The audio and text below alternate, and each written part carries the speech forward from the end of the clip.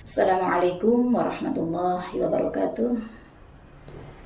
Sahabat muslimun muslimat yang berbahagia, sebelum saya jawab pertanyaan di siang hari ini, mari kita bersama-sama bersyukur kehadirat Allah Subhanahu wa taala yang memberikan nikmat, memberikan kesehatan lahir batin kepada kita semua, sehingga di bulan suci Ramadan ini kita masih diberi kesempatan bisa menjalankan ibadah puasa dan ibadah-ibadah lainnya. Sholawat serta salam kita sanjungkan kepada beliau baginda Rasulullah Muhammad sallallahu alaihi wasallam. Beliau adalah pemersatu umat, pemberi syafaat, dan semoga kita mendapatkan syafaatnya di dunia dan di akhirat kelak. Amin ya rabbal alamin. Kita jawab satu persatu pertanyaannya. Yang pertama, apa amalan yang diutamakan untuk dilakukan di bulan suci Ramadan? Sebelum kita bahas itu, ada beberapa kesunahan. Tetapi sebelum kita melaksanakan kesunahan-kesunahan itu, alangkah lebih baiknya kita menjalankan kewajibannya terlebih dahulu, seperti sholat fardu 5 waktu, jangan lupa. Kadang ada kalanya kita rajin sholat tarawih setiap malam, tidak pernah ketinggalan, akan tetapi sholat subuhnya kita ketiduran. Nah, itu yang perlu kita teliti lagi, jangan sampai kita menjalankan wajibnya tapi sunahnya tidak dijalankan.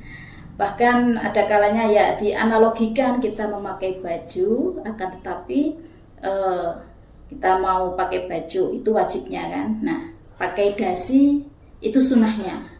Tetapi kalau kita menjalankan sunahnya, otomatis kita hanya memakai dasinya saja tetapi tidak memakai bajunya.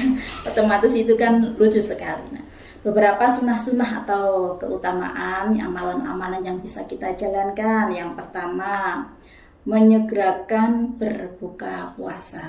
Rasulullah Shallallahu Alaihi Wasallam bersabda dalam sebuah hadis, "Lis-shaimi farhatani yafrahu bihima, farhatun inda iftar wa farhatun inda liqa'i rabbih." Nah, di sini diterangkan orang yang berbuka puasa, orang yang berpuasa itu bisa mendapatkan 2 kegembiraan. Yang pertama, kegembiraan ketika dia iftar atau berbuka puasa. Yang kedua, kegembiraan bertemu dengan Tuhannya.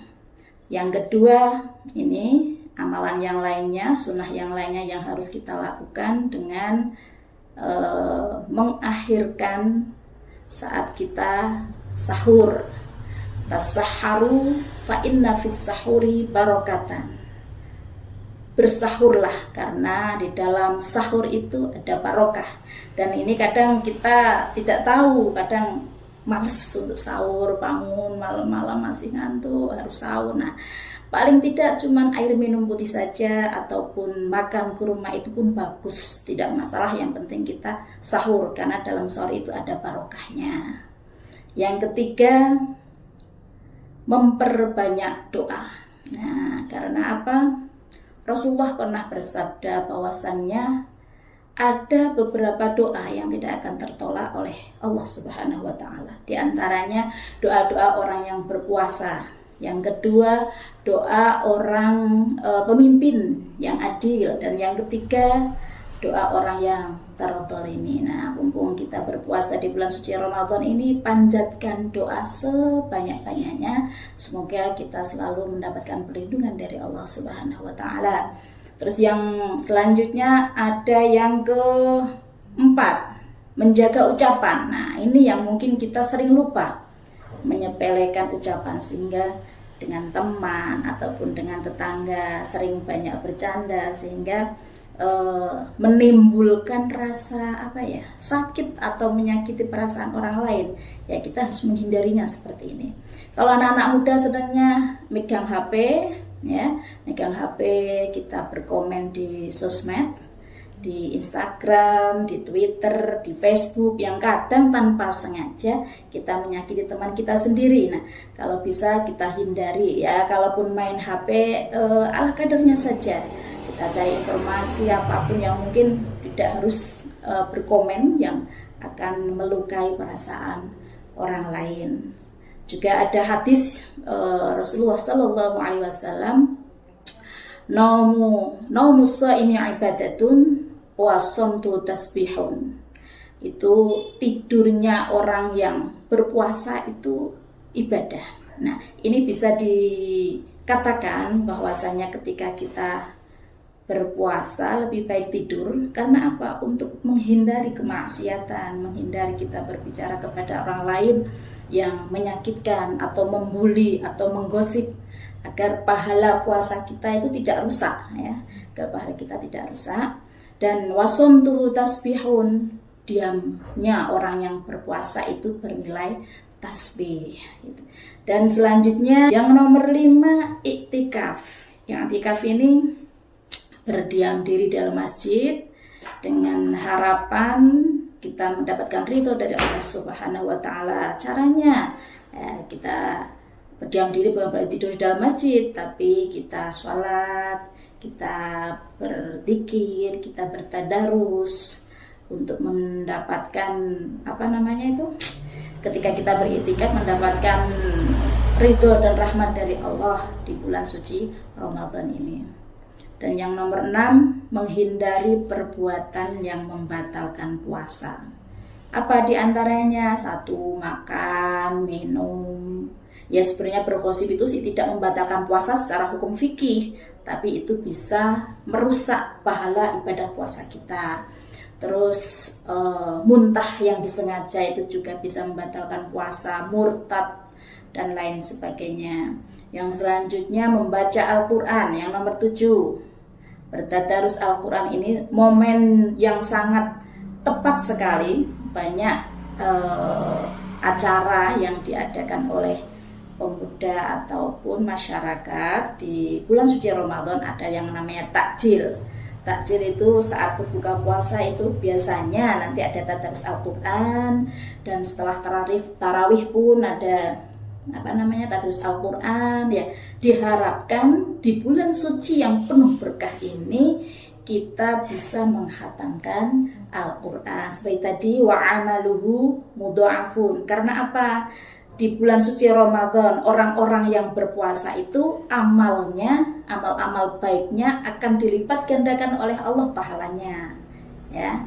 Terus yang ke-8, memperbanyak sedekah dan berbagi. Ini juga musiman, banyak orang yang bersedekah musiman. Karena apa ya? Diumpamakan semisal kita berbelanja jalan-jalan di Artos ataupun di mana ada promo beli 1 dapat 2. Nah, ini mungkin di bulan Ramadan pun seperti itu. Ada pahala yang istilahnya 1 kita dapat kelipatannya. Maka pintar sekali ini orang-orang yang di bulan Ramadan itu istilahnya orang yang mengejar promo, ya, mengejar bonus untuk mendapatkan pahala dari Allah Subhanahu wa Ta'ala. Terus yang terakhir, yang ke-9, sholat malam. Sholat malam ya, ada sholat tahajud, sholat hajat. Kita lakukan mangqoma Ramadan imanan wahtisaban ghufira lahu ma taqaddama min dzambih. Barang siapa yang mendirikan sholat di bulan Ramadan dengan iman, dengan ikhlas, maka Allah akan mengampuni dosa-dosanya yang telah lalu.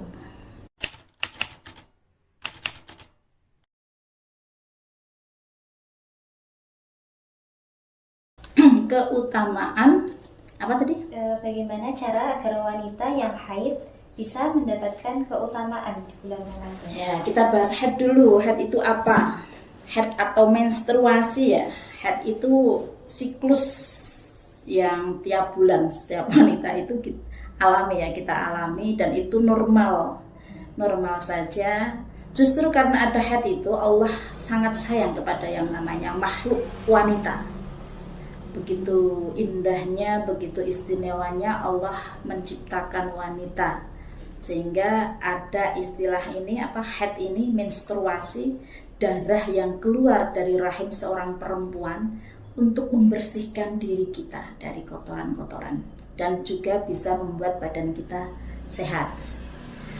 Sebenarnya orang yang haid itu banyak sekali yang bisa kita lakukan, karena bukan berarti kita terus harus kecewa bulan puasa malah haid. Tidak, kita tidak boleh kecewa seperti itu. Ada amalan-amalan, aktivitas yang bisa kita lakukan yang dimana pahalanya itu sama seperti orang-orang yang berpuasa. Di antaranya pertama, kita melayani, memberi makanan kepada orang-orang yang berbuka puasa. Itu sama pahalanya sama seperti kita berpuasa, sehingga alangkah enaknya malahan itu para wanita kita tidak berpuasa karena haid memang dilarang dan diharamkan, tetapi kita tetap bisa mendapatkan pahala saat kita membantu memberikan makanan berbuka puasa kepada orang lain. Mungkin kita yang sudah bersuami lah, kita membantu menyiapkan buka puasa, menyiapkan ketika sahur, ya menyiapkan apapun itu yang dibutuhkan saat akan beraktivitas apapun. Mungkin kita juga bersedekah untuk tetangga yang berpuasa, apapun itu bisa kategorikan kita bisa mendapatkan pahala sama seperti pahalanya orang yang berpuasa. Yang kedua, mencari dan mengajarkan ilmu. Jadi orang yang haid boleh kita datangi majelis ta'lim, kita ikut ngaji, kita ikut kajian, kita ikut tausiah. Nah, itu pun pahalanya sama. Atau kita mengajarkan ilmu kepada orang lain, ya, karena mengajarkan Al-Quran terutama, satu huruf saja kebaikannya berlipat ganda menjadi 10 kebaikan. Kalau kita mencari ilmu itu, khairukum man ta'allama al-Quran wa 'allamahu. Orang-orang sebaik-baik orang di antara kamu itu adalah orang yang mau belajar ilmu Al-Quran dan mengajarkannya. Nah, mungkin itu salah satunya. Kita melakukan amalan untuk orang haid itu bisa seperti itu. Yang ketiga, memperbanyak zikir dan doa. Zikir itu ya ada diantaranya tahmid, sholawat, ada tasbih, ya alhamdulillahirabbil alamin, alhamdulillah boleh kita wiridan seperti itu, sallallahu alaihi Muhammad, sallallahu alaihi Muhammad, boleh seperti kita pegang tasbih, ya. Terus boleh kita membaca Al-Quran dengan niat zikir. Maksudnya apa? Ya seperti ketika kita mau bepergian, kita pastikan baca yang namanya Subhanalladzi sakhkhara lana hadza wa ma kunna lahu muqrinin wa inna ila rabbina lamunqalibun. Ini kan ayat Al-Quran. Akan tetapi kalau kita niatkan untuk berdoa, niat mau bepergian, kita baca doa minta keselamatan sama Allah. Nah, itu juga diperbolehkan. Yang terpenting yang dimaksud di sini membaca Al-Quran dengan niat zikir itu bukan berarti kita langsung baca 1 juz atau 2 juz, itu tetap tidak boleh. Jadi harus mungkin sepenggal karena banyak ya zikir-zikir itu yang dari ayat-ayat Al-Quran itu kan ada. Baca doa apapun itu kadang banyak juga yang dari Al-Quran, itu tidak masalah.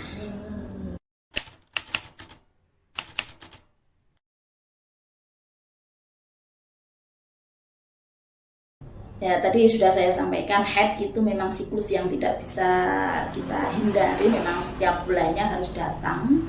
Itu tamu istimewa. Dan kalaupun tidak datang justru malah kita menunggu-nunggu. Dan biasanya malah bahaya juga kalau waktunya datang, tamunya kok nggak datang-datang, itu kadang juga bahaya juga. 2 bulan, 3 bulan kita tidak haid itu juga bahaya. Nah, momen ini di bulan Ramadan memang kita harus punya target, ya. Kita target sendiri jadwalnya. Kita bulan Ramadan tahun ini mau khatam berapa kali? Bulan Ramadan mau 1 kali, mau 2 kali, atau mau 3 kali? Kita tentukan targetnya dulu. Nah, setelah kita tentukan target, kita harus tahu sisa suci sisa suci. Kalau kita haidnya 10 hari berarti kan sisa 20 hari. Sisa 20 hari paling tidak kita tahu 30 juz itu terdiri dari satu Quran itu terdiri dari 30 juz. Satu juz terdiri dari 20 halaman. Nah, berarti kalau kita orang yang tidak udzur, biasanya untuk laki-laki itu kan tidak udzur, satu hari satu juz itu cukup untuk 1 bulan ya. Nah, tapi karena perempuan yaitu ada haid itu, jadi kalau kita sucinya 20 kita bagi saja paling tidak 1 hari 1 juz setengah biar kita bisa khatam. Jadi yang 10 hari tidak termasuk, 20 hari saja kita hitung berarti 1 juz setengah. Nah, setelah itu kita cari tahu kita maunya deres itu di jadwal setelah sholat fardu atau sekali duduk kita langsung 1 juz setengah atau bagaimana. Kita tentukan juga ini manajemen waktunya. Nah, kita tentukan manajemen waktunya. Kalau memang mau setelah sholat fardu berarti 5 kali. 1 juz setengah itu kalau 1 juz ada 20 halaman, 1 juz setengah berarti ada 30 halaman. 30 halaman kita bagi menjadi berapa tadi? Menjadi 5 waktu, berarti ada 6 halaman yang harus kita baca setelah sholat fardu. Nah, itu nanti ditentukan dulu kepengennya mau sekali duduk 1 juz setengah atau kita bagi menjadi biar ringan. Biasanya biar ringan itu setelah sholat fardu atau bisa ditambahkan setelah sholat duha. Bisa, atau setelah sholat sunnah-sunnah lainnya, mungkin setelah subuh itu kita ngantuk nggak bisa baca karena ngantuk ya mungkin kita baca di sholat yang lain gitu, atau dirompel, didobel itu juga nggak apa-apa. Yang penting targetnya 1 hari 1 juz setengah. Nah, itu mungkin solusi, ada manajemen tertentu sesuai target yang kita inginkan. Kalau pengen 2 khataman bisa, berarti 20 hari itu kita harus berapa itu? 1 harinya kan 20 hari. Kalau 20 hari 1 khataman cukup 1 juz setengah. Berarti kalau 20 hari pengen 2 khataman berarti 3 juz. Nah, itu kalau pengen 2 khataman ya. Dan Allah sendiri juga mencintai hambanya, karena Rasulullah SAW pernah ada sahabat yang bertanya kepada Rasulullah begini, ya Rasul, amalan apa yang paling dicintai Allah Subhanahu wa Ta'ala? Rasulullah menjawab al-hal wal murtahal gitu. Maksudnya bagaimana ya Rasulullah? Amalan yang dicintai Allah itu adalah orang yang membaca Al-Quran dari awal sampai akhir, menghatamkan Al-Quran dan diulangi lagi. Nah, itu yang paling dicintai oleh Allah. Ya, begitu yang bisa saya sampaikan.